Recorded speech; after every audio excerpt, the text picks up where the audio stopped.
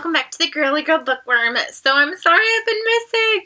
I know that I talked to you about the funeral that was happening last week, and that was my excuse last week. And then this weekend when we were finally home, it was like birthday wazoo because it's Columbus Day weekend and we celebrated Patrick's uncle's birthday. We celebrated my dad's birthday. Patrick had a family golf tournament and my birthday. And then Monday was just like, I need to recover from the past 3 birthdays. And then Tuesday was a really bad day for me. I was in a really, really bad mood. I was like all set to film. And then like that morning, like when I woke up, I was like, I'm going to film today. And then I was in the worst mood. So then I was like, I must film on Wednesday. There are no excuses. So here I am. I'm going to be filming 2 videos today. I will be posting both videos. I know I talked about how I wanted to space them out, but I feel so bad because I've been missing for a whole week. So I'm going to film 2 videos. This one's clearly going to be the more popular one, so this one is the one that's going up first.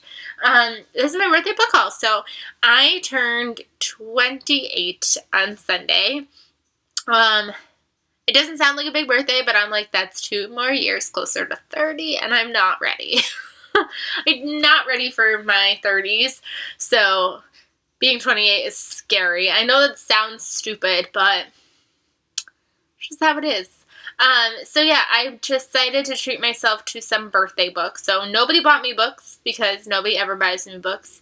I got 2 shirts for my birthday from my husband, and then I didn't get anything else. So I decided I'm going to treat myself. So I gave myself the allowance of $100, and I went a little bit over because something ended up pushing it over. And it's not a book, so that's why I'm going to share that first.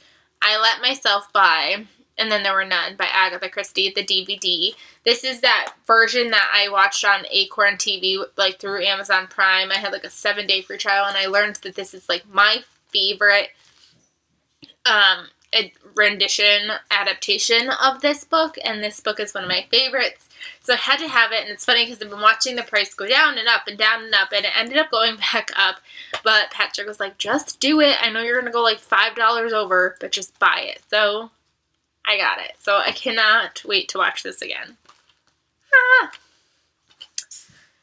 Alright, and then I got another book from Amazon with that, because I decided to look at what I would pay on Barnes & Noble, what would I pay on Amazon, and Barnes & Noble was having their friends and family sale, so even though their prices were more expensive, they ended up being about the same, saved like $3, but this book was not on Barnes & Noble. The hardcover was like out of stock, and then the paperback is really, really ugly, so I sucked it up and I bought it on Amazon through a third-party retailer, but it was like free shipping if you bought other stuff, so like it didn't matter because I bought the DVD. But long story short, I got The Wife, the Maid, and the Mistress by Areola Lawton. I don't even know where I heard about this book, or why, or when, or where, but it is gorgeous. Like, I'm so glad that I sucked it up and got the hardcover, because the paperback, like I said, it's kind of ugly and trashy. It feels like. So I got the hardcover, and this is about kind of what do you think could have happened to Judge Joseph Carter's disappearance, and it's from the wife's perspective, the maid's perspective, and then his mistress's perspective. So I guess he goes missing, and now we need to find out the history of what happened. And I guess there's some twists and turns, and I love it because it takes place in the 1930s, so that just is a fun setting on top of it too. So thriller with like some mystery going on with these 3 women, and I cannot wait to read this. Then this is another book that I have been keeping my eye on for a while, and I don't know if I just damaged it or if it came damaged, so now I'm upset. And that is Another Woman's Husband by Gil Paul. And it's not super damaged, just either I did this or this came like this, but it's sad. I believe this is about kind of like Princess Diana. She gets in that car crash, and I believe this follows the perspective of the people who were in the car behind her. I've been seeing this everywhere, and I really have been wanting to read this and figure out what this is about. So I guess it's dual perspective, like time periods too. It's in 1997, in 1911 and how they kind of are eventually going to connect. So I don't know too much about this other than I've seen it everywhere and I just had to have it. So I figured my birthday was the time to finally suck myself in and get it. And I love the spine. It's really pretty. And now I own it. And now it could stop haunting me in all the bookstores. I kind of like this. Maybe I could like turn it so then you could see all the beautiful spines. I'll push the blanket over.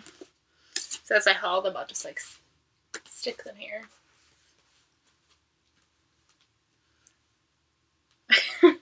The next book that I got, I have been wanting for a while, but for some reason I just never bought it, and that is Renegades by Marissa Meyer.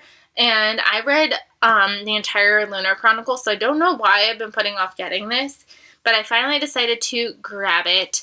I've heard that this is kind of like Marvel and superheroes and villains and things like that, so Marvel's been more my thing within the past few months, so I thought that this is finally the time to get it. I know Arch Enemies comes out soon, so I was like, you know what, I might as well get on it before I get too far behind, because then I'll never want to read it. So, finally picked this one up. And it wasn't like, I know that all her other books are like beasts, but does this seem taller to you? It feels super tall.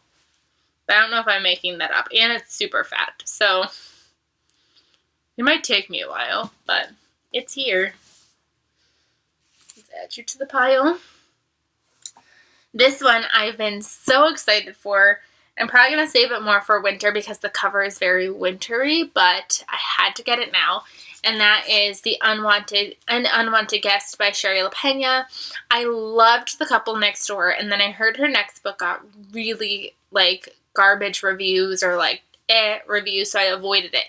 But then someone said that this reminded them of Clue, and I was like, yes.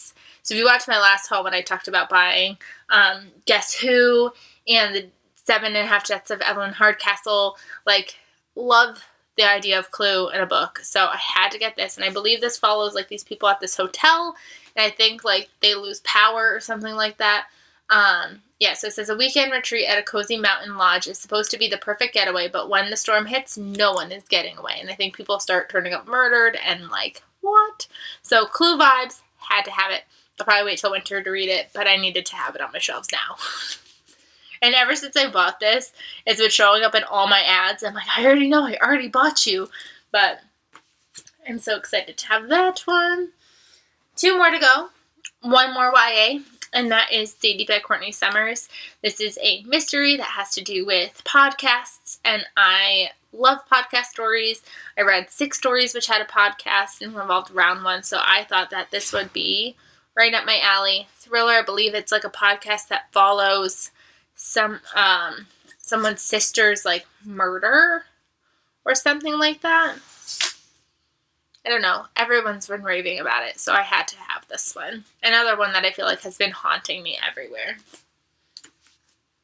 And then the last book that I bought myself for my birthday was The Other Lady Vanishes by Amanda Quick. This is the sequel to The Girl Who Knew Too Much, and I know I've been told that the sequel is not that great and not necessary, but I had to have it. This cover's really gross.